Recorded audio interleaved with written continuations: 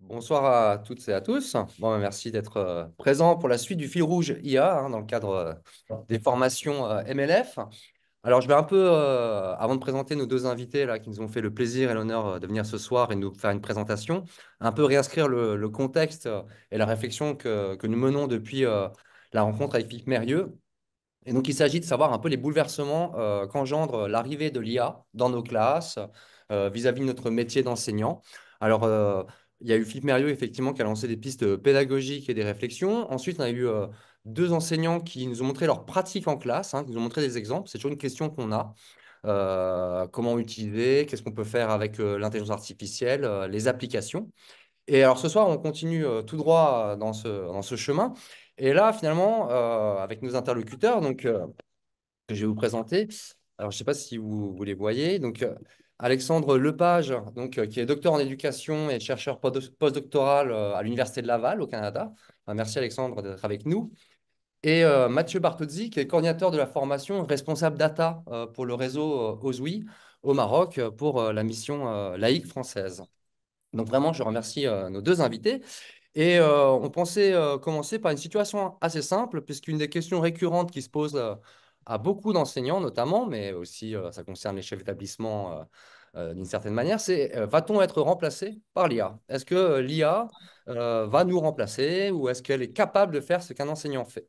Et en préparant la rencontre avec Mathieu et Alexandre, on s'est dit qu'avant de pouvoir voir si sa question est pertinente ou si elle trouve une réponse, il fallait d'abord comprendre ce qu'était l'IA afin de pouvoir cerner les besoins de formation qui sont les nôtres en tant notamment que praticien ou que pédagogue. Et je pensais partir d'une expérience. Alors, je vais vous partager mon écran. J'ai fait une expérience très simple. Alors, attendez, je vais y arriver. Hop, on y va. Je partage l'écran. Voilà. Donc, je suis parti d'une expérience très simple. J'ai fait un prompt sur ChatGPT.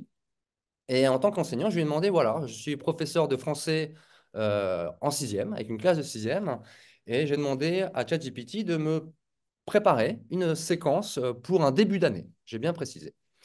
Et alors, voici la réponse que m'a fait ChatGPT. Donc, évidemment, il me dit bien sûr, il était disponible.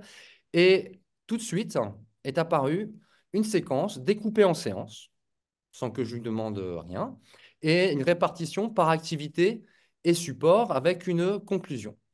Donc, ChatGPT, d'emblée, m'a proposé des objectifs pédagogiques, découvrir l'œuvre d'Homère et son contexte historique, comprendre les thèmes principaux de l'Odyssée, analyser et développer des compétences en lecture, stimuler la créativité à travers des activités d'écriture et d'art.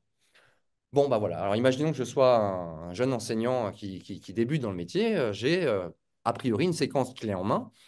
Je ne me suis pas arrêté là. Je me suis dit, voilà, je vais demander des précisions. Je lui ai dit, est-ce que tu me le présentais sous forme de tableau? Parce que peut-être, je ne sais pas, un formateur, un inspecteur va venir me rendre visite et me demander comment j'organise mon travail. Et il est plus clair pour moi de le présenter sous forme de tableau. Il me l'a fait immédiatement, en quelques secondes. Voilà, il me répartit les séquences, les séances avec les durées et les activités proposées. Alors même les supports, au passage. Et évidemment, je peux pousser toujours plus loin. Je lui demande, peux-tu me fournir les extraits de l'Odyssée liés à cette séquence? Et ChatGPT m'a fourni, effectivement, voilà, tous les textes que je pourrais utiliser, donc l'épisode du Cyclope, Circé, le retour à Ithaque, et il le lit à chaque séance. Donc, vous voyez que j'aurais pu continuer par un jeu de questions, d'exigences, travailler avec ChatGPT pour préciser mon propos. Alors là, si on se fie aux apparences, soyons un peu philosophes, on pourrait dire, bon, bah, la réponse est oui, ChatGPT peut faire mon travail de pédagogue. Alors, on va aller plus avant et on va bien voir très vite que non. Alors, je vais laisser d'abord la parole à Mathieu parce que je pense que Mathieu, c'est par là qu'on va commencer notre rencontre ensemble. Il va nous expliquer comment fonctionne ChatGPT et dissiper beaucoup d'illusions, de mystifications dont nous sommes quelque peu les victimes et voir que peut-être que ce que nous avons sous les yeux là n'est nullement un geste pédagogique ou une séquence, une séance très pertinente si on la prend telle qu'elle. Alors Mathieu, je vais te laisser la parole et te laisser partager ton écran. Et voilà. Alors, je te remercie. C'est à toi. Est-ce est-ce que c'est bon? Vous voyez mon écran? On voit très bien ton écran. Ah, c'est super. Alors, bonsoir à toutes et à tous. Merci Nicolas pour cette introduction qui était impeccable, qui nous amène tout de suite sur le sujet qui nous intéresse. Effectivement, l'introduction que tu as fait, elle est intéressante parce que la suggestion de ChatGPT, elle est très séduisante. C'est-à-dire qu'on a tout de suite envie de le prendre au mot et de partir avec ce premier travail. Mais vous allez voir qu'il y a des précautions à prendre parce que, il est possible que des erreurs soient glissées dans la production que ChatGPT a fait et qu'elles sont difficiles à discerner. Donc, l'idée, c'est de comprendre un petit peu comment ça marche pour délimiter quelque part l'usage qu'on peut faire de l'IA et puis pour en avoir une vision un peu plus critique. Alors, ce que je vous propose, c'est de rentrer tout de suite dans le sujet et de comprendre un petit peu le vocabulaire qui est lié à l'intelligence artificielle. Alors, en général, quand on parle d'intelligence artificielle, c'est un terme un petit peu abusif et un petit peu large qui couvre des réalités parfois différentes dans les technologies qui sont utilisées. Alors, on entend souvent parler de data ou de big data il y a quelques années. On verra ce que c'est des data. Alors, des data, en fait, en anglais, c'est des données. Et des données, il faut imaginer que c'est des choses très variées qu'on peut avoir en informatique. Il faut imaginer un grand tableau Excel avec plein d'informations à l'intérieur. On entend également parler de modèles. Alors, on va expliquer tout à l'heure ce que c'est qu'un modèle, mais un modèle, c'est en fait la manière de relier des data, justement, avec une tâche précise. Alors, une intelligence artificielle, c'est ça, c'est quelque part, c'est une technologie qui permet de réaliser une tâche qu'on lui a demandée à partir de données qu'on lui fournit. Alors, les tâches peuvent être très spécifiques. Et alors, souvent, quand on parle d'IA, on pense à ChatGPT, mais il y a évidemment d'autres intelligences artificielles que vous utilisez toutes et tous au quotidien, peut-être en le sachant, peut-être sans le savoir. Mais c'est important quand même de le préciser. Alors, vous avez peut-être un compte Spotify. Et si vous allumez votre téléphone et que vous écoutez de la musique sur Spotify, eh bien, vous n'écoutez pas forcément la même musique que celle des membres de votre famille ou de vos amis, tout simplement parce que vous avez une intelligence artificielle qui va venir suggérer des morceaux de musique qui correspondent à votre profil. Sur votre compte Gmail, quand vous envoyez des emails, vous avez peut-être observé que vous avez la possibilité d'avoir une phrase qui est proposée à la suite de celle que vous avez commencé à taper. Sur Netflix également, on aura le même type de fonctionnalité qu'on retrouve sur Spotify quand on va avoir une suggestion de films qui vous sont proposés. Et là également, on a des intelligences artificielles qui visent à classifier en fait les films par appétence et par profil d'utilisateur. Et donc dans ce cas-là, les données représentent les différents utilisateurs avec leur profil. Alors prenons un exemple tout simple et essayons de rentrer un petit peu dans le détail pour voir comment ça fonctionne. Imaginons, dans le contexte scolaire, qu'on se pose la question suivante. Est-on capable d'imaginer un modèle qui, pour un étudiant donné, pour un élève donné de terminale, soit capable de prédire ou de donner une estimation de la note du bac qu'il pourrait avoir? Donc la question est la suivante, est-ce que ce type de modèle est possible aujourd'hui? C'est un modèle qui n'existe pas, hein, c'est une intelligence artificielle qui n'existe pas. Mais si on devait la créer, comment est-ce qu'on s'y prendrait? Alors, comment est-ce qu'on s'y prendrait? Eh bien, il faudrait qu'on collecte un nombre important de données sur des élèves. Donc là, vous voyez, j'ai simulé un tableau avec, donc là, on est à peu près à 150 ou 200 élèves. Il faudrait peut-être un nombre beaucoup plus grand d'élèves.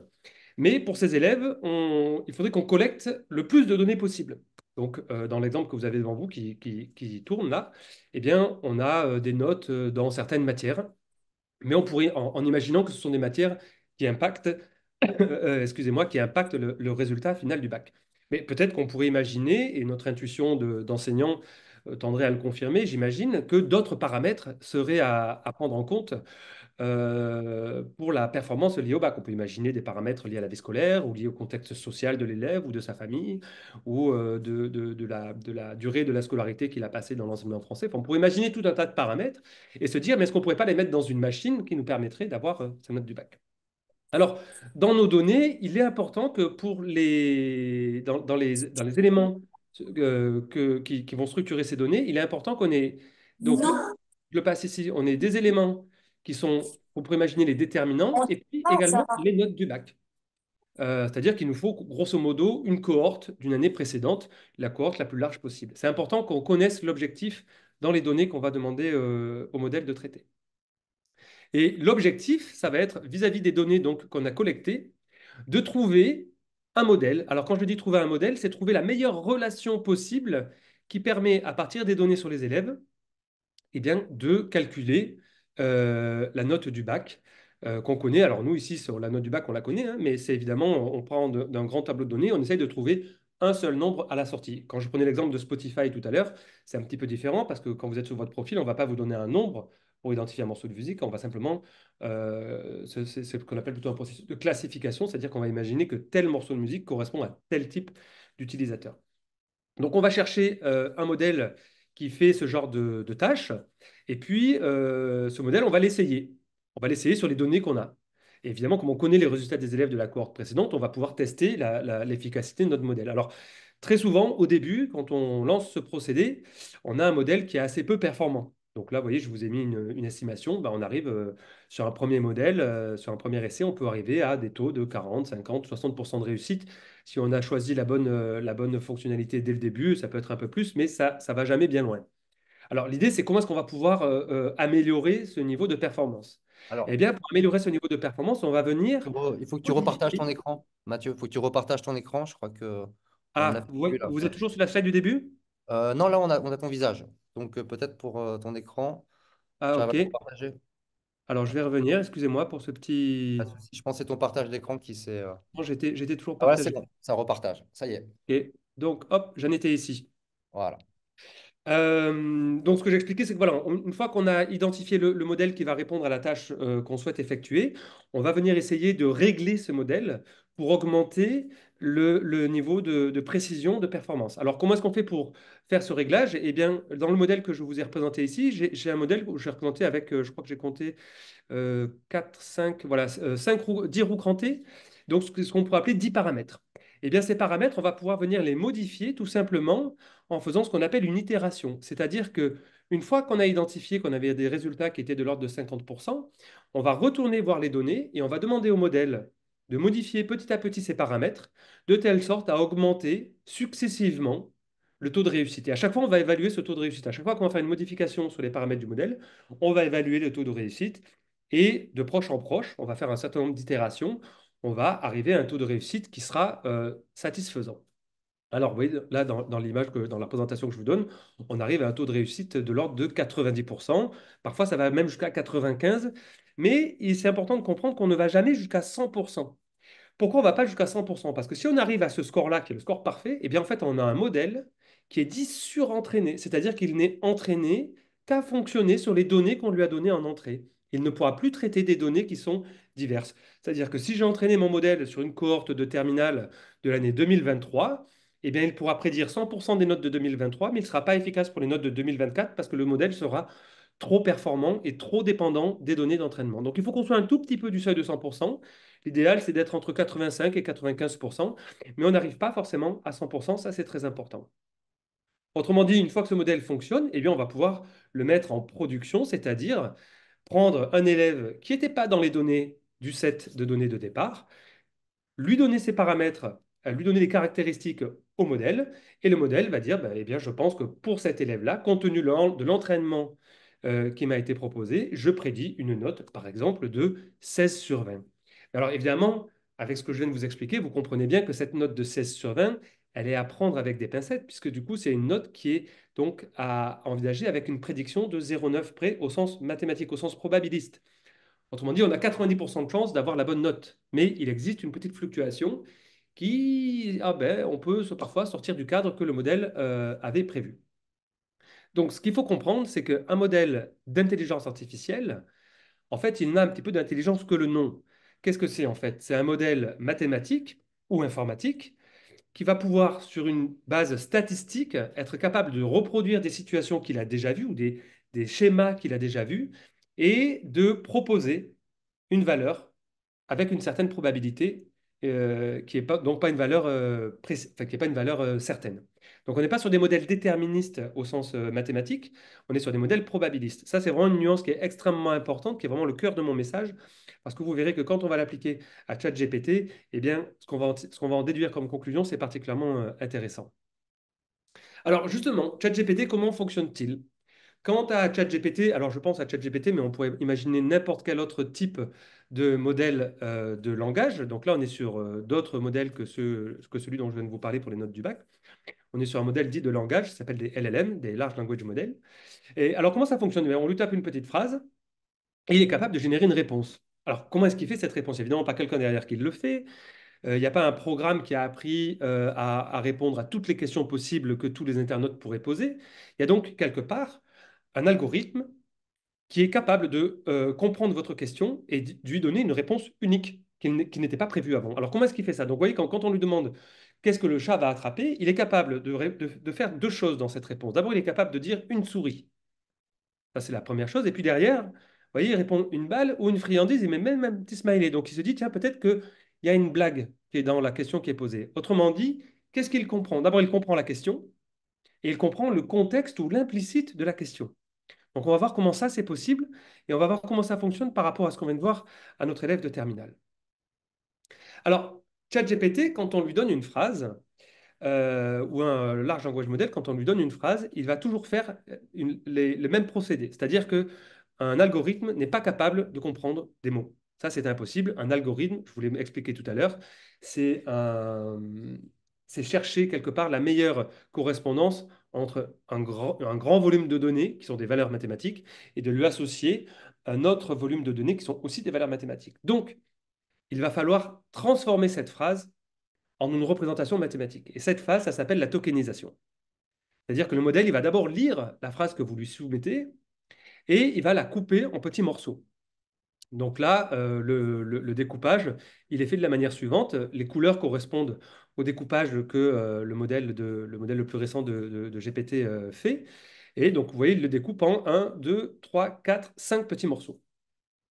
Et ce découpage, ensuite, il va le convertir en valeur numérique. Et ces petits morceaux, ça s'appelle des tokens. Et donc, autrement dit, une phrase, c'est une succession de tokens. Et ces tokens, donc c'est un vecteur, hein, s'il y a des profs de maths ici, ça leur parle, c'est un vecteur, et c'est ce vecteur qu'on va donner au modèle, et c'est ce vecteur que le modèle va interpréter. Alors, comment est-ce qu'il fait ça?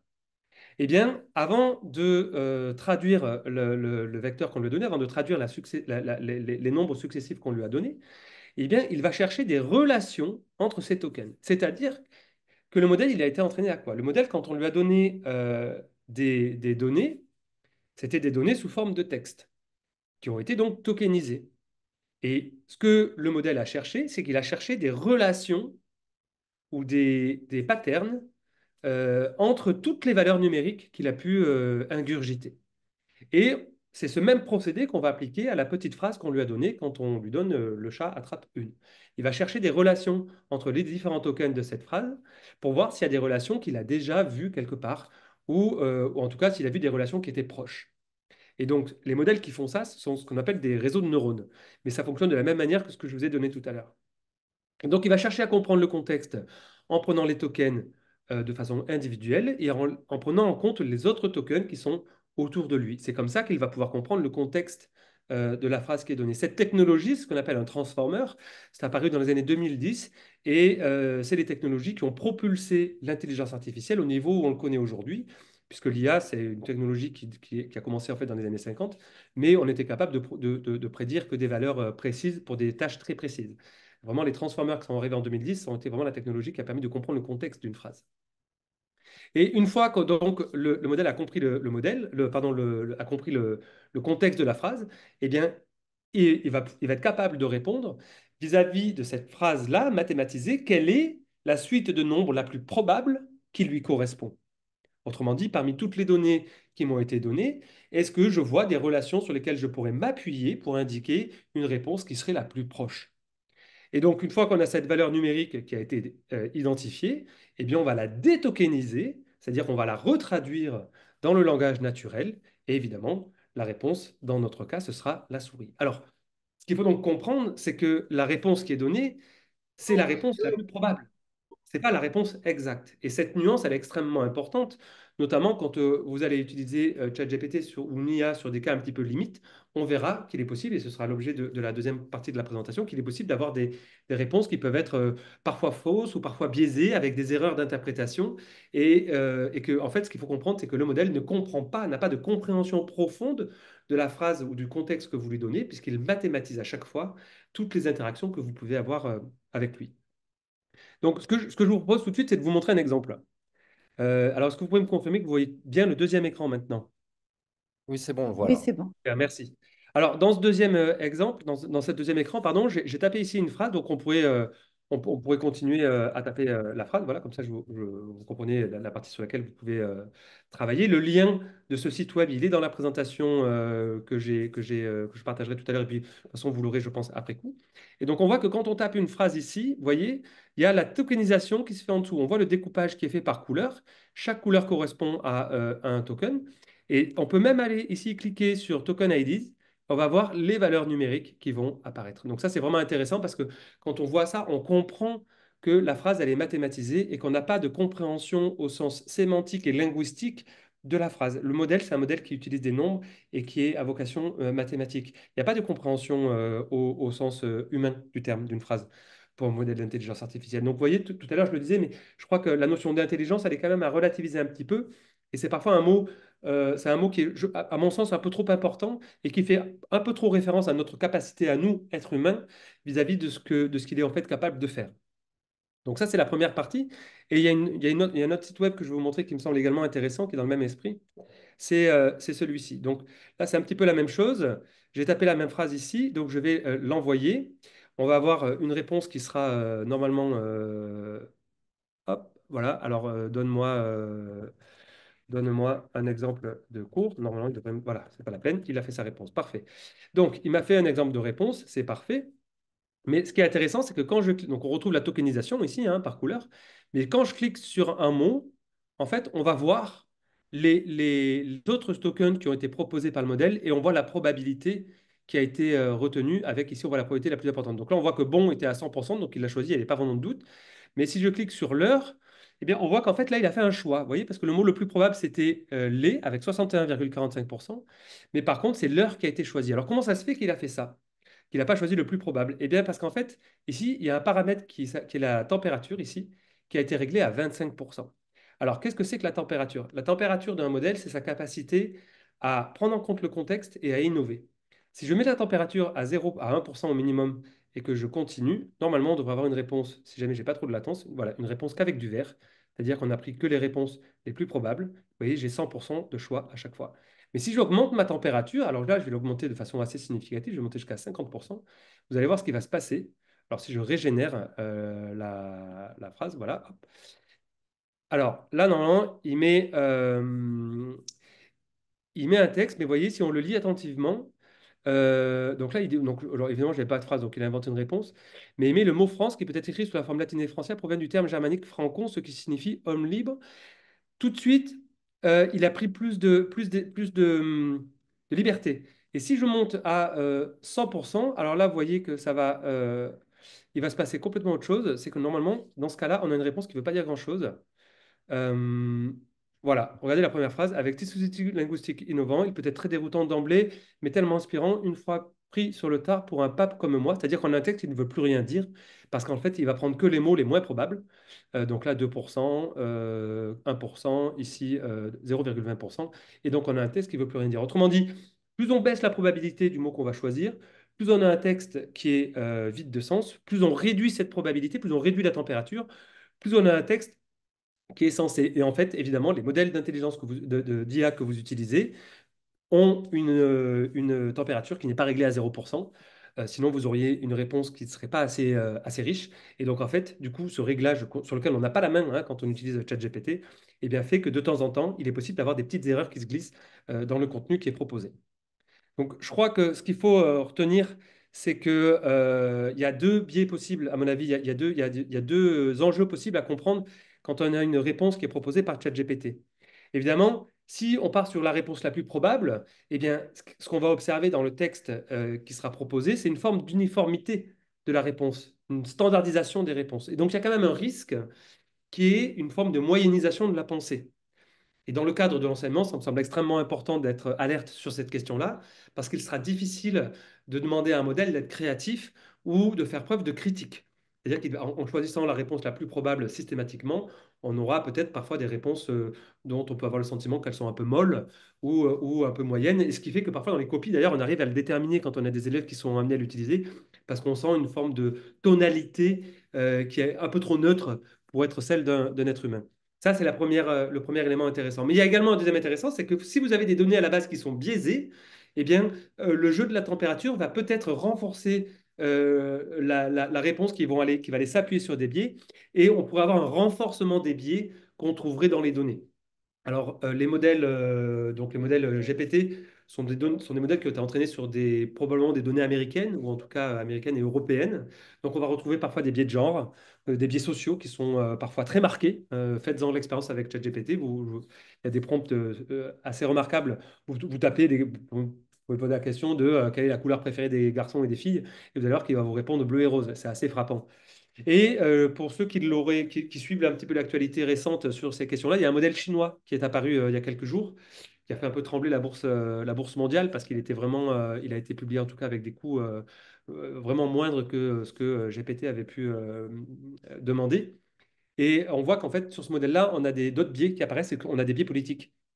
C'est-à-dire que si vous demandez dans ce modèle-là, si vous posez des questions sur les natures du régime chinois ou la nature du régime américain, ou qu'on pose des questions sur les événements de la place Tiananmen, ou toutes les questions qui sont sensibles pour les autorités chinoises, eh bien, on aura des réponses qui seront pour le coup biaisées ou neutres, et pour lesquelles on n'aurait pas forcément attendu cette réponse-là. Donc, il y a des biais qui peuvent être sociaux, il y a des biais qui peuvent être de genre, il y a des biais qui peuvent être politiques, et donc il faut bien comprendre que du coup, un modèle, c'est aussi un outil de rayonnement industriel et diplomatique, quelque part, puisque ça vient véhiculer également des valeurs qui sont celles qui sont présentes dans les données sur lesquelles ils sont entraînés. Donc, c'est des limites qui sont également, à mon avis, très intéressantes à avoir en tête dans le cadre de l'enseignement. Donc, je crois que ce qu'il faut retenir, c'est que les modèles, ils sont probabilistes. Autrement dit, les réponses qui sont données ne sont pas des réponses qui sont certaines. Donc, il n'y a pas de notion de vérité quand vous parlez avec ChatGPT. C'est-à-dire qu'il faut comprendre que tout ce qu'il vous dit, il faut l'évaluer avec un peut-être. C'était le CEO de OpenAI qui disait qu'il ne fallait pas prendre de décisions importantes sur des réponses données par un modèle d'intelligence artificielle. Il y a également un élément important, c'est qu'aucun modèle n'est réellement open source. C'est-à-dire que vous avez parfois des modèles dont on a accès à la structure, mais on n'a pas accès aux données d'entraînement. Pour le moment, ce n'est pas le cas. Il y avait un modèle français dans les dernières semaines qui a été mis en avant, qui devait répondre à cette problématique, mais dont le niveau de performance était encore un peu bas. Mais donc tous les modèles qu'on possède aujourd'hui ne sont pas libres, et en tout cas les données ne sont pas libres. Les modèles sont biaisés, et les modèles peuvent inventer des réponses, ce qu'on appelle des hallucinations. Vous avez également, je n'en ai pas trop parlé pendant la présentation, mais quand vous parlez avec ChatGPT, vous avez une fenêtre de contexte, c'est-à-dire c'est l'espace sur lequel vous dialoguez. Eh bien, ce contexte est limité en nombre de tokens. Pour GPT-4o, le dernier modèle de ChatGPT, le nombre de tokens, c'est 32 000, ce qui fait à peu près un document PDF de 64 pages. Autrement dit, si vous lui donnez un PDF de 100 pages, eh bien, ChatGPT va vous parler de ce PDF, sauf qu'en fait, il n'en aura compris et interprété que 60% environ, mais il ne vous le dira pas, c'est-à-dire qu'il y a un certain nombre d'informations qui seront complètement passées sous silence. Et c'est aussi ce qui explique, je ne sais pas s'il y a des utilisateurs qui utilisent beaucoup ce type d'outils, mais quand vous avez une longue conversation avec votre modèle, au bout d'un moment, on peut sentir un glissement qui apparaît, c'est-à-dire un glissement qui apparaît par rapport à la conversation du début. Et on sent que le modèle a du mal à reprendre les éléments qu'on a pu lui donner au départ. Et bien, ça s'explique aussi par cette fenêtre contextuelle de 32 000 tokens qui fait que, au bout d'un moment, on perd un peu le fil. Et évidemment, ce sera mon dernier point, avant de laisser la main à Alexandre, les modèles ne respectent pas le RGPD, c'est-à-dire que toutes les informations que vous donnez sur l'interface partent tout de suite dans les serveurs de OpenAI aux États-Unis, ou dans des serveurs chinois également pour les derniers modèles chinois. Et donc, ça pose de graves questions, notamment quand on partage, par exemple, des données d'élèves. J'ai été interrogé plusieurs fois sur le fait qu'on puisse utiliser ou pas ChatGPT pour interroger des résultats scolaires ou des bulletins, ou leur donner des résultats par rapport aux évaluations nationales. Eh bien, il y a des sujets ici qui sont très très importants, parce que vraiment, quand vous partagez tout sur le chat, tout ça part complètement dans les méandres des serveurs, et vous perdez la main. Et ces données peuvent être utilisées à des fins d'entraînement. Donc, j'attire vraiment votre attention sur les données que vous pouvez partager. Donc voilà pour ce que je souhaitais vous présenter. Je vais laisser la main à Alexandre qui va prendre le fil, mais s'il y a des questions, vous pouvez les poser dans le chat. Je pourrais peut-être prendre le temps d'y répondre pendant la présentation d'Alexandre, et sinon, je pense qu'on aura un moment à la fin pour y répondre. Eh ben, merci beaucoup, Mathieu. Franchement, c'est parfait parce que si juste on garde 2 secondes la diapo que tu nous mets Oui. pour suivre ton propos et laisser la main à Alexandre, on se rend compte que les 6 points, c'est tout ce que n'est pas un enseignant. C'est-à-dire que nous ne sommes pas probabilistes, hein. Quand on fournit un enseignement à un élève ou un savoir, on l'a vérifié, hein. On ne lui donne pas la probabilité du théorème de Pythagore ou la probabilité de l'écriture d'un poème par Rimbaud. on lui énonce un savoir qui a été vérifié par des pairs, par la tradition, par des académies, par la recherche. Ensuite, ce qui est marrant, c'est que l'open source, eh ben, un enseignant, on est open source au sens où on doit pouvoir justifier de nos sources. Si un élève Mm. dit, mais d'où vous connaissez ça, comment vous le savez? Et on a aussi un rapport critique à nos sources. De même que les biais, bah, évidemment que les enseignants, nous, humains, on est aussi biaisés. Mais ce qui est très intéressant, c'est que l'élève, quand il nous fait part d'un éventuel biais que nous avons, soit social, soit générationnel, nous, on peut se remettre en cause, on peut en discuter, on peut réévaluer et réadapter selon que c'est pertinent ou non, nos biais. C'est ça qui est intéressant. L'hallucination, c'est pareil. Parfois, le prof, en fait, on peut émettre à voix haute un scepticisme. Alors, je vous dis ça, je crois me souvenir que dans Stendhal, il y a ce passage. Il faut que je vérifie. On peut vérifier, alors qu'effectivement, ChatGPT peut avoir un air assez, quoi, une apparence, une lecture assez péremptoire. On dit si ChatGPT le dit, c'est un peu comme à l'époque, c'est écrit dans le journal, donc c'est vrai. Bon, là, vraiment, il y a cet effet-là avec ChatGPT. Et je trouve que la question des hallucinations, c'est ça qui est le plus dangereux pour nous enseignants et surtout pour les élèves, hein. C'est que moi, je l'ai déjà expérimenté. J'ai demandé à ChatGPT, par expérience, de me créer un texte de support pour une évaluation. Il m'a généré un texte qui était soi-disant un extrait du Rouge et le Noir. En fait, c'était une hallucination, c'est-à-dire que c'était un texte du Rouge et le Noir qui n'existait pas. Et enfin, les fenêtres contextuelles limitées, bah voilà. Pour le coup, là, pour finir avec clore là-dessus, c'est qu'effectivement, l'intelligence artificielle, Mathieu l'a très bien montré, c'est une intelligence mathématique. Et d'ailleurs, ça vient du mot anglais intelligence, qui signifie puissance de calcul, hein. Pas au sens, nous, intelligent, au sens où on l'a dans la langue française, hein. D'ailleurs, pour ça, les anglo-saxons disent clever, sharp, voilà. Alors que l'intelligence, au sens d'intelligence artificielle, c'est une puissance de calcul. Et nous, du coup, on a une intelligence bien plus ample, illimitée et inventive. Et donc, je trouve que c'est rigolo, puisque c'est là qu'on voit que l'IA va pas nous remplacer, puisque on peut échapper à toutes ces clôtures, ces limites qui sont essentielles, propres à l'IA. Et bah, du coup, ça me laisse aller vers Alexandre. Je sais pas, alors peut-être que Mathieu, voilà. Donc, Alexandre, on te laisse la main, parce que toi, ton propos, ça va être de nous montrer comment aussi, dans la suite de Matthieu, la connaissance, c'est-à-dire cette lucidité vis-à-vis de ce qu'est ou n'est pas l'IA, peut changer le rapport que nous avons justement aux outils numériques. Voilà. Merci, Nicolas, pour l'introduction. Donc, je pense que ça va faire un super écho au propos de Mathieu. Merci aussi pour la transition, Nicolas, parce qu'effectivement, tu as pointé quand même des limites des modèles qui étaient évoqués par Mathieu, disant que, en fait, ben, l'enseignant faisait tout le contraire, fort heureusement, je dirais. Et donc, c'est un peu de ça dont je veux vous entretenir aujourd'hui. Est-ce que l'IA va remplacer les enseignants et les enseignantes? C'est une question à laquelle on a tous une réponse spontanée, quelques a priori par rapport à ça. La question nous semble même peut-être risible, au fond. Est-ce que vraiment on peut envisager une seconde que l'IA pourrait remplacer les enseignants? Bon, évidemment, la réponse est non, en tout cas à court terme, dans un futur prévisible. Dans 1000 ans, je ne sais pas.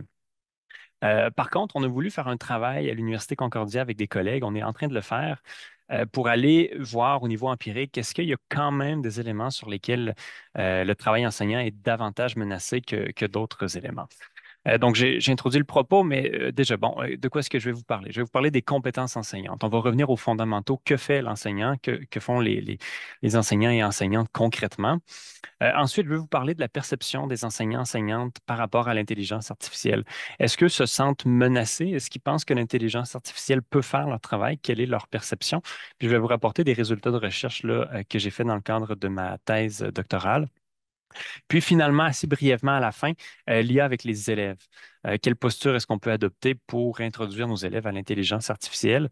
Et je conclurai sur des ressources pour continuer votre projet de formation par rapport à l'intelligence artificielle. Déjà, votre présence aujourd'hui est quand même assez évocatrice là, de votre désir d'en savoir davantage, puis de vous former. Et ça, vous verrez, là, selon les résultats de recherche que j'ai présentés, que c'est une condition vraiment essentielle pour une bonne intégration de l'intelligence artificielle. Assez rapidement, là, juste pour que tout le monde soit à la page, Mathieu l'a évoqué. Quand je parle d'intelligence artificielle en éducation, je le vois assez largement. Donc, pas seulement que l'intelligence artificielle générative, pas que ChatGPT. Mathieu a donné des exemples au départ d'utilisation de l'IA pour prédire la réussite des étudiants, par exemple. Donc, il y a beaucoup d'outils qui sont déployés ou qui sont amenés à l'être. Par exemple, ici au Québec, là, il y a quelques jours, le ministère a annoncé le déploiement d'un outil dans tous les centres de services scolaires, donc dans toutes les écoles, pour aider les enseignants à prédire les étudiants, les élèves à risque de décrochage scolaire. Et bon, voilà, c'est critiqué parfois, disant, bon, les enseignants savent déjà comment identifier ces élèves-là, mais bon, on a toujours l'argument de dire, ben, peut-être que ça permettra d'identifier un élève de plus, quelques élèves de plus qui seraient autrement passés sous le radar. Donc, ayant ça en tête maintenant, que l'intelligence artificielle peut faire beaucoup de choses, j'en viens à la question des compétences enseignantes. Est-ce que vraiment, à travers ces petites actions-là que l'intelligence artificielle peut faire, on pourrait envisager un remplacement de l'enseignant? Ce que je vous présente ici, c'est le référentiel de compétences professionnelles des enseignants et des enseignantes au Québec. Vous avez ce type de document-là. En fait, à peu près partout en Occident, on a ce type de référentiel-là qui identifie qu'est-ce qu'on attend d'un enseignant. Puis, sincèrement, ça se ressemble beaucoup là, d'un endroit à l'autre. On est toujours sur des éléments de médiation culturelle, de pilotage des activités d'enseignement, de collaboration avec les partenaires. Donc, vous voyez notre référentiel ici, des compétences qui sont très vastes. Et le résultat que vous voyez à droite, je dois quand même le dire assez prudemment, c'est une première impression qui vient de moi. Et on est en train de faire un travail empirique pour justement aller un petit peu plus loin au-delà de ma propre impression à moi. Donc, avec des collègues, on va faire l'exercice d'aller se prononcer pour chacune des compétences et même pour chacun des éléments de compétences, quel est le niveau d'automatisation qu'on peut espérer d'une intelligence artificielle. Ensuite, on va comparer nos différentes perspectives pour essayer d'arriver à un consensus, là, sachant ce que l'IA peut faire en ce moment. Qu'est-ce qu'elle peut faire par rapport à ces compétences-là? Et donc, c'est ma perception. Vous pouvez être en accord, en désaccord, mais vous voyez que par rapport à l'ensemble des tâches que peut faire un enseignant, j'ai quand même une vision assez pessimiste là, de la place que l'IA peut occuper. Pessimiste, pas au sens où elle peut rien faire, mais au sens où l'enseignant n'est pas menacé dans son rôle, ou en tout cas pas globalement. Alors, regardons par exemple pour la maîtrise de la langue d'enseignement. Ça m'apparaît assez clair. Les modèles sont très bien entraînés. La maîtrise de la langue, la syntaxe, l'organisation des idées est de plus en plus performante. Et donc, c'est une compétence qui, oui, bon, peut-être, on pourrait arriver au même niveau que l'enseignant. Par contre, si vous regardez des compétences comme collaborer avec la famille et les partenaires de la communauté, s'impliquer activement au sein de l'équipe école, soutenir le plaisir d'apprendre, vraiment, quand on envisage ces compétences-là, on trouve que ce que fait l'intelligence artificielle est relativement futile, est relativement petit par rapport à ce que fait l'enseignant. On peut toujours affirmer que l'intelligence artificielle pourrait suggérer des actions, mais ce qu'on attend de l'enseignant, c'est beaucoup plus que ça. On s'attend à ce qu'il le fasse dans l'action, concrètement, dans un environnement physique réel, en continu, alimenté par un contexte qui est évolutif. Et donc, pour un enseignant qui a peur d'être remplacé, je lui dirais, retourne voir tes compétences et vraiment rappelle-toi du cœur de ton travail. C'est pas nouveau qu'on envisage ou qu'on craint le remplacement des enseignants et des enseignantes. Je vous ai placé ici une petite historique des technologies éducatives, les grandes vagues là, depuis le 20e siècle de technologies éducatives, l'audiovisuel, l'ordinateur, Internet, la mobilité, puis aujourd'hui l'intelligence artificielle. Et à chacune de ces vagues de technologies éducatives-là, on s'est questionné, on a affirmé le remplacement futur de l'enseignant et à chaque fois, on s'est trompé. L'enseignant n'a pas été remplacé, son rôle, par contre, s'est transformé. Donc, regardez par exemple la période de l'audiovisuel à partir des années 40, mais vraiment l'âge d'or là, dans la décennie 1960. On a vu les enseignants passer beaucoup moins de temps à des prestations magistrales, utiliser des ressources vidéo, le film éducatif. On a vu apparaître des centres pour faciliter le partage des ressources éducatives. Donc, le rôle s'est un petit peu transformé. L'enseignant a commencé à agencer des ressources, comme vous le faites peut-être aujourd'hui. Quand vous cherchez une capsule vidéo pour illustrer un concept, c'est quelque chose qu'on ne faisait pas là, dans la décennie 1930. Là. Les enseignants étaient vraiment des producteurs de ressources. L'apparition de l'ordinateur, déploiement à partir des années 70, on a vu apparaître des outils interactifs pour donner de la rétroaction automatisée à l'élève, essentiellement avec des QCM en format numérique. Et à partir des années 2000, bon, disons 1995, le déploiement d'Internet, vraiment l'accès à la connaissance qui a été facilité. Et donc, on a vu apparaître des usages un petit peu plus engageants du numérique. On met les élèves en action, on leur fait eux-mêmes faire des recherches documentaires, etc. La mobilité a permis de faire l'ensemble de ces choses-là dans une variété de contextes. Donc, on peut sortir avec la tablette numérique à l'extérieur, par exemple, pour aller prendre des photos des arbres, pour aller supporter un travail qui est en lien avec une autre discipline. Puis aujourd'hui, avec l'intelligence artificielle, ben, on se pose la question, est-ce que les enseignants vont être amenés à moins évaluer? Est-ce qu'ils vont être amenés à créer moins de ressources? Peut-être n'auront-ils plus à travailler à détecter le plagiat? Peut-être qu'un outil le fera à leur place. Est-ce qu'ils vont donner moins de rétroaction à leurs élèves? Est-ce qu'ils vont finalement cesser de se renseigner sur leurs étudiants, sur leurs élèves, se disant qu'au final, ben, l'intelligence artificielle est tout à fait capable, avec des données, de créer un profil, de prédire la réussite, le décrochage, puis de suggérer des actions à prendre, un parcours personnalisé. Et donc, au final, peut-être qu'on n'a plus à connaître nos élèves. Bon, évidemment, je le raconte comme ça, sous forme de questions. Peut-être que ça suscite une réflexion, peut-être que vous voyez un potentiel, peut-être qu'au contraire, ça vous braque. On est allé voir auprès des enseignants quelles étaient leurs connaissances de l'intelligence artificielle. C'était un préalable. On voulait aller faire ça pour un peu documenter leur niveau de compréhension de l'intelligence artificielle, se disant qu'il y avait peut-être là un élément important pour expliquer leur attitude par rapport à l'intelligence artificielle. Donc, posez-vous la question personnellement, quelle est votre compréhension du fonctionnement de l'intelligence artificielle? Et je suis convaincu que ce niveau de compréhension-là est déjà plus élevé suite à la présentation de Mathieu qui était fort éclairante, super bien montée, où on a vraiment pris par étapes le fonctionnement de ChatGPT et des outils du genre. Mais mettez-vous quand même dans cet état d'esprit-là. Quelle est votre propre compréhension? Est-ce que c'est quelque chose de mystérieux? Est-ce que ça vous semble magique? Euh, c'est ce qu'on est allé voir avec des enseignants. Bon, c'était des enseignants du supérieur, je dois quand même le dire, et donc c'est une population un peu analogue à la vôtre, mais quand même les résultats sont assez intéressants. On avait trois facteurs: la compréhension technique, la capacité à faire des usages pédagogiques et la sensibilité aux enjeux éthiques. Et déjà, ce qui ressort, c'est que la sensibilité aux enjeux éthiques, elle est vraiment plus forte que la compréhension technique et la capacité à faire des usages pédagogiques. Et je suis assez convaincu de ne pas me tromper disant que vous, à titre d'enseignant, enseignante, les questions éthiques vous préoccupent. Peut-être que je me trompe, vous me corrigerez. On parlait d'utilisation des données personnelles, on parlait des biais, on parlait des fausses informations. C'est probablement des questions qui résonnent chez vous si je me base sur l'étude que j'ai faite avec des enseignants du supérieur. La capacité à faire des usages pédagogiques, on voit qu'elle est assez moyenne. Le centre de mon échelle là, est vraiment à 3,5 ici. Donc, les enseignants sont très partagés.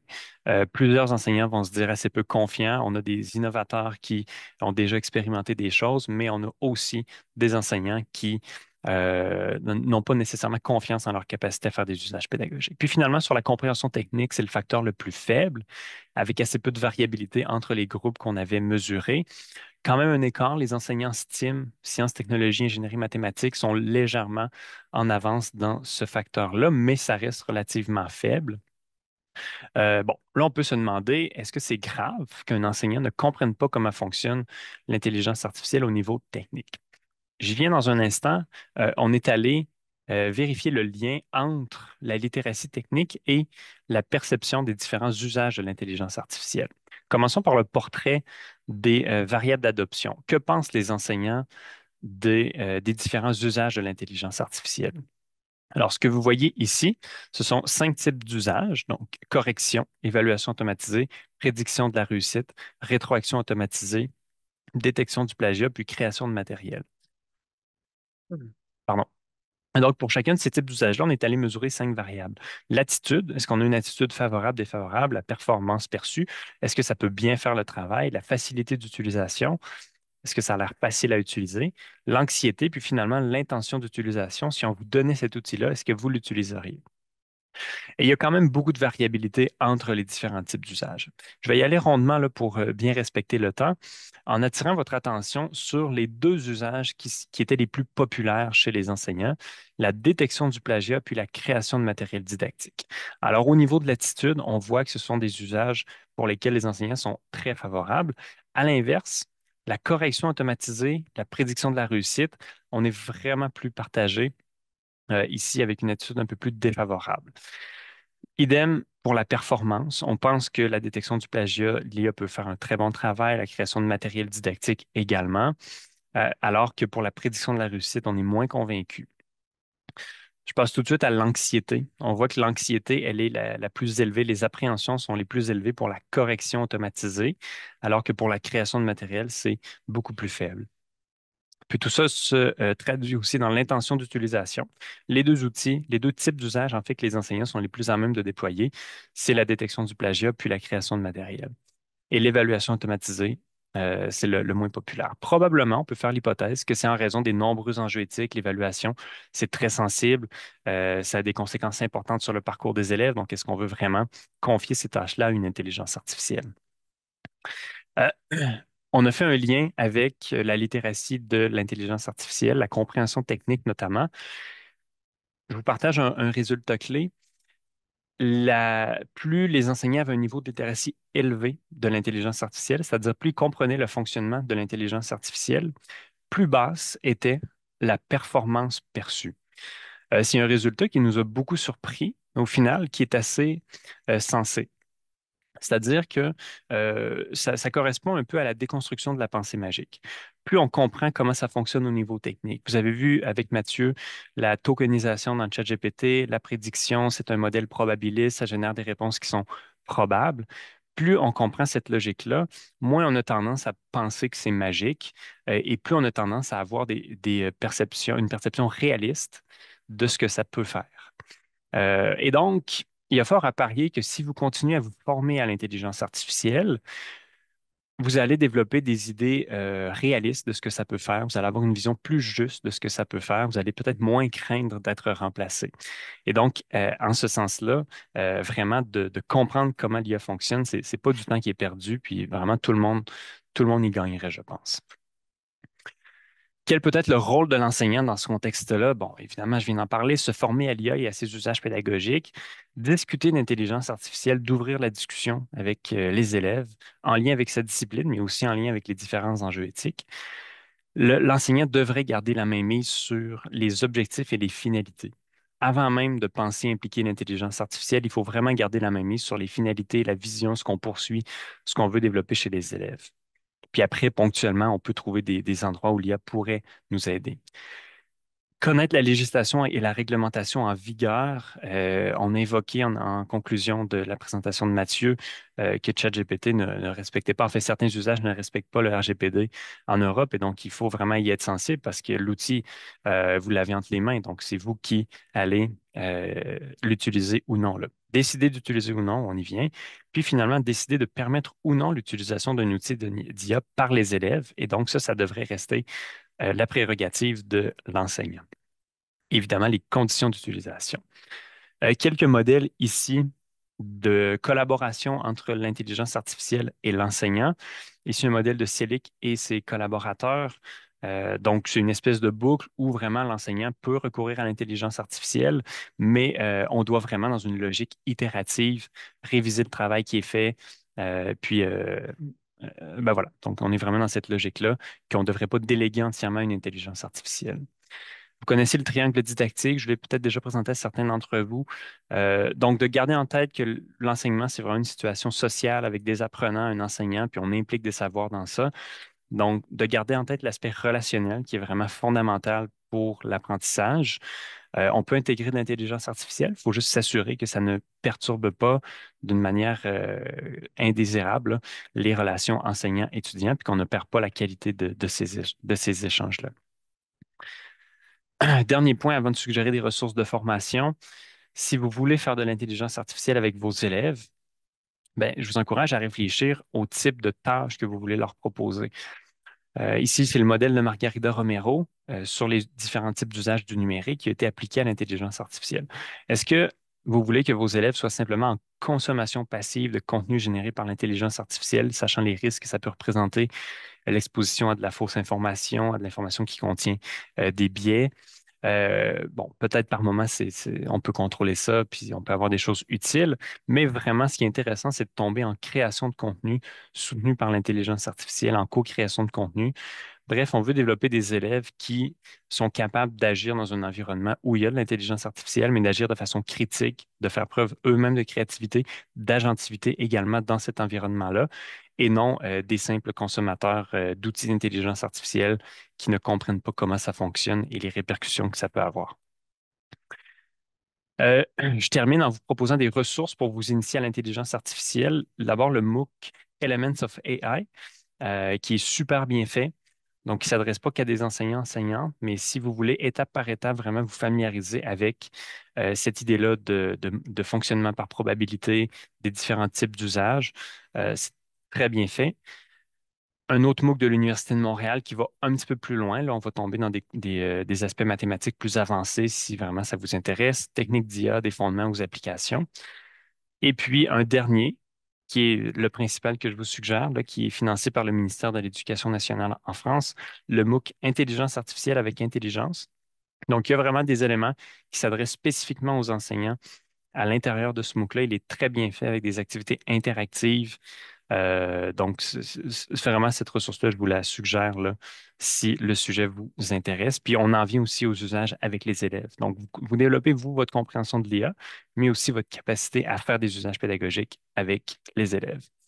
Donc, voilà, je m'arrêterai en concluant en disant que ne vous inquiétez pas, vous ne serez pas remplacé, mais soyez prêts à collaborer avec l'intelligence artificielle. Voilà, merci Alexandre. Alors, est-ce que tu peux nous mettre les liens que tu nous as proposés? Merci beaucoup. Les liens que tu nous as proposés de formation dans le chat. Je pense que ça intéressera tous les collègues. Alors, avant de vous poser des questions, quand même, je ferai une petite synthèse de ce qu'Alexandre vient de nous dire. Finalement, ce qui se profile, c'est que l'IA peut être éventuellement un auxiliaire, une sorte de compagnonnage éventuel. Et effectivement, quand tu présentais, je ne pouvais pas ne pas penser, alors je vous mets dans le chat tout de suite le lien, à un ouvrage, certains d'entre vous connaissent, d'Hartmut Rosa, qui est un sociologue allemand, et qui évoque la notion de la résonance. Donc, je vous mets le livre en lien. Hein, voilà, c'est un ouvrage qui explique l'importance du rapport de ce que tu as montré dans ton triangle, hein, de l'empathie, de l'échange, et aussi, Hartmut Rosa montre que l'IA, pour l'instant, ne représente pas un grand danger, puisque la passion, l'intérêt, l'enthousiasme, pour l'instant, passe par une voix, un corps, un regard, et qu'aussi le prof a cette particularité de pouvoir s'adapter à un élève chaque jour qui changera de situation, un jour où il n'est pas bien, un jour où au contraire l'élève est motivé. Donc voilà. Et donc ce que je pense, c'est que effectivement l'irréductible de l'être humain et des profs que nous sommes, bah, c'est ça, c'est montrer notre enthousiasme, partager, s'interroger.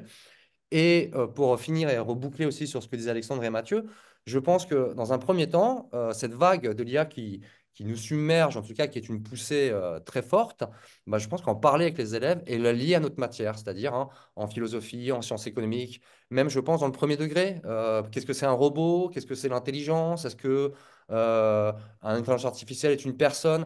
Je veux dire, travailler ces questions qui paraissent évidentes, mais en fait qui sont très très très complexes et je trouve démystifier, faire bouger tous les attendus et les préjugés. Et moi, je trouve toujours très étonnant, hein, les élèves sont pour le coup très lucides à l'égard de plein plein de choses.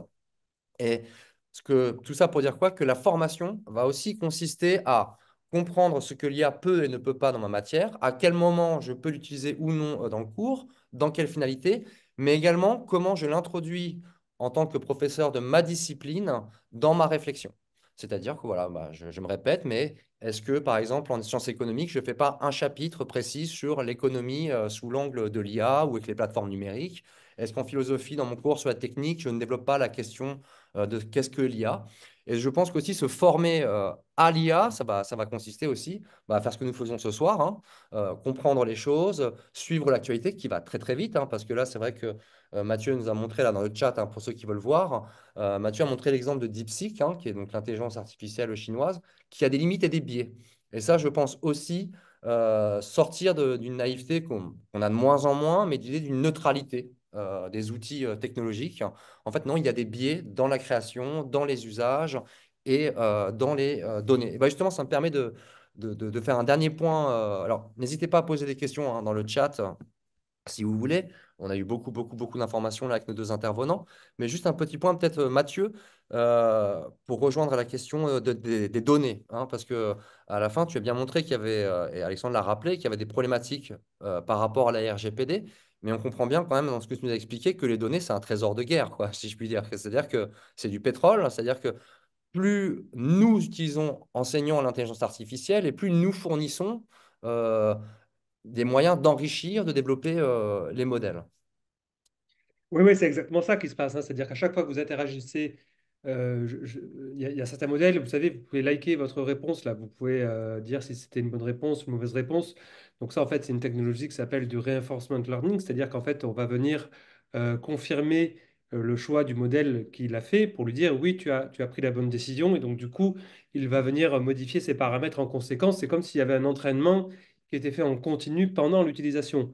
C'est comme ça que vous avez la possibilité sur toutes les plateformes où il y a de l'IA. Je prenais l'exemple de Spotify et Netflix, mais quand vous likez en fait le contenu qui vous est proposé, ça confirme au modèle que, il s'est bien débrouillé avec vous. Donc en fait, c'est comme si vous lui mettiez une petite tape dans le dos pour lui dire c'est bien, continue. Donc du coup, ça l'encourage à aller dans cette même direction. Donc oui, quand vous interagissez avec un modèle, il est possible que ça participe uniquement à l'interaction pure, ça participe de son entraînement. Il y a une forme d'opacité également dans les conditions d'utilisation, hein. Alors, en général, vous avez la première page de connexion, vous dites est-ce que vous êtes d'accord avec toutes les conditions d'utilisation du modèle. En général, tout le monde met oui, parce qu'en fait, on n'a pas envie de dire non, parce que si on met non, on ne peut pas l'utiliser. Et en fait, là-dedans, il y a quand même il y a un cadre qui est posé sur l'utilisation des données, et ça peut parfois être un petit peu abusif. J'ai cru voir passer récemment, mais je n'ai pas la confirmation que sur le modèle DeepSeek, justement, je vous ai mis quelques screenshots dans le chat, il y avait une captation de données personnelles, notamment sur la durée de connexion, le lieu de connexion, des informations sur votre ordinateur technique, j'entends, hein, qui peuvent être collectées. Donc, ça va au-delà même de la pure utilisation du modèle, hein. Donc, vraiment, il y a un gros niveau de vigilance à avoir là-dessus parce que, Nicolas l'a dit, sans données, il n'y a pas de modèle. Or, aujourd'hui, quand vous voyez la valorisation des modèles qui est proposée actuellement, hein, je veux dire, Donald Trump a été élu, enfin, a pris ses fonctions il y a quelques jours. Et il annonce le lendemain un plan de 500 milliards de dollars pour des levées de fonds pour soutenir le développement de l'intelligence artificielle. Il y a des montants absolument astronomiques qui sont qui sont mis sur la table et ça fonctionne avec des données. Donc, en général, il y a l'adage, pour ceux qui ne le connaissent pas, mais je pense que maintenant c'est connu, hein, quand c'est gratuit, c'est que c'est vous le produit. Donc, quand vous utilisez un modèle comme DeepSeek qui est gratuit, eh bien, il y a forcément une contrepartie. Et la contrepartie, c'est que c'est vos données qui sont utilisées. Donc, vraiment, gros point de vigilance. Alors, quand c'est pour un usage privé et que vous l'utilisez pour organiser votre prochain voyage dans votre pays de rêve et que il vous fait votre petit road trip, il n'y a évidemment pas de problème. Si vous lui donnez tous les bulletins de vos élèves dans lesquels on va retrouver des informations sur des informations médicales, des informations personnelles pour travailler un peu plus rapidement vos appréciations, là, ça peut poser un cas de conscience. Alors, ça peut poser un cas de conscience pour le professionnel connaît, mais pour information, quand même, si ce genre de choses on le fait en France, ça tombe sous le coup de la loi. Donc, il y a des précautions qui ne sont pas des précautions de principe à avoir en tête. Et les modèles sont tellement bien faits, vous l'avez expérimenté quand on utilise ChatGPT ou un autre, c'est c'est tellement fait de façon extrêmement positive, que ça encourage la conversation, que parfois on peut se laisser glisser vers une utilisation qui est hors cadre, en fait, hein. Donc, voilà. J'espère que j'ai répondu à la question de Bah, Nicolas. parfait, merci d'avoir bien répondu. Tu avais une question de chat, bah, tu peux peut-être répondre par écrit parce que j'ai une question à l'oral pour Alexandre. Moi, c'est juste par curiosité, là, au Canada, comment tu situerais ce rapport des enseignants à l'IA? C'est-à-dire, est-ce que tu sens que c'est quelque chose qui suscite une anxiété un peu collective, ou au contraire, c'est très valorisé, ou tu sens qu'il y a une poussée, par exemple, je sais pas, des entreprises, des startups qui font beaucoup de propositions dans les écoles? Vraiment, c'est une curiosité, quoi. C'est-à-dire, comment l'IA est présentée, abordée euh, là-bas, outre-Atlantique? En fait, je sens qu'en ce moment, il y a une phase de désenchantement. Je pourrais dire aussi peut-être une phase de rationalisation des usages possibles, c'est-à-dire qu'on a une phase un peu d'émerveillement, voire d'apeurement, là, où on craignait davantage, alors que là, on redescend un peu sur Terre, on réalise ce que ça peut faire, ce que ça ne peut pas faire. Et tranquillement, tu sais, par exemple, en enseignement supérieur, les établissements se saisissent des questions d'intégrité académique, de plagiat. On finit par développer des façons alternatives de faire. Pour les enseignants au primaire, secondaire, là, qui correspondent peut-être, ce qui correspond peut-être plus au niveau là, dont on parle ici. J'étais ce matin avec des futures enseignantes du primaire, donc de 5 à 12 ans, par exemple, pour les élèves. Je leur ai parlé d'intelligence artificielle, c'était le cours d'aujourd'hui d'ailleurs. Et puis, qu'est-ce qu'on peut faire avec ça? C'est toujours les mêmes choses qui ressortent. Ça peut nous aider, ça peut nous donner des idées ponctuellement. Ça peut, peut-être faire une première ébauche de certains exercices, mais au final, la nature du travail enseignant, elle ne change pas. Au contraire, même le rôle de l'enseignant, il leur apparaissait vraiment essentiel, crucial pour réussir à voir clair, pour amener les élèves à voir clair, en fait, dans ce monde-là où l'intelligence artificielle amène à confondre le vrai et le faux à peu près tous les jours, là. Bien. Ben, merci beaucoup. Alors, bah, Alexandre et Mathieu, franchement, au nom de tout le monde, je vous remercie beaucoup, beaucoup, parce que Nicolas, y voit plus clair. Euh, Nicolas, oui, je t'écoute, Mathieu. il y a une question dans le chat qui est intéressante et je vais répondre en 20 secondes. Peut-on récupérer ces données quant à notre propre utilisation de l'IA? Moi, je vous suggère de faire une expérience. Vous vous connectez à ChatGPT, que vous ayez, normalement, vous avez tous un compte, gratuit ou payant, mais vous avez tous un compte avec des conversations qui sont enregistrées. Et juste, vous lui demandez, parle-moi de moi. Posez-lui la question. Je vous laisse là-dessus. Après, pour la suppression des données, je pense que c'est comme tous les services de collecte de données, c'est compliqué parce que la suppression du compte ne suffit pas parce que vos données sont enregistrées sur un serveur qui est quelque part. Et pour la suppression des données sur le serveur, en général, c'est la croix et la bannière. Essayez de supprimer votre compte Facebook. Les données, vos données personnelles ne seront pas supprimées des serveurs. Et c'est la même chose pour vos boîtes mail ou tout un tas de choses. Donc, bon, c'est vrai que c'est un peu se battre contre plus fort que soi. Mais pour la petite expérience, on va demander à ChatGPT, parle-moi de moi. Euh, Ça y est, moi vous je allez- l'ai fait, hein.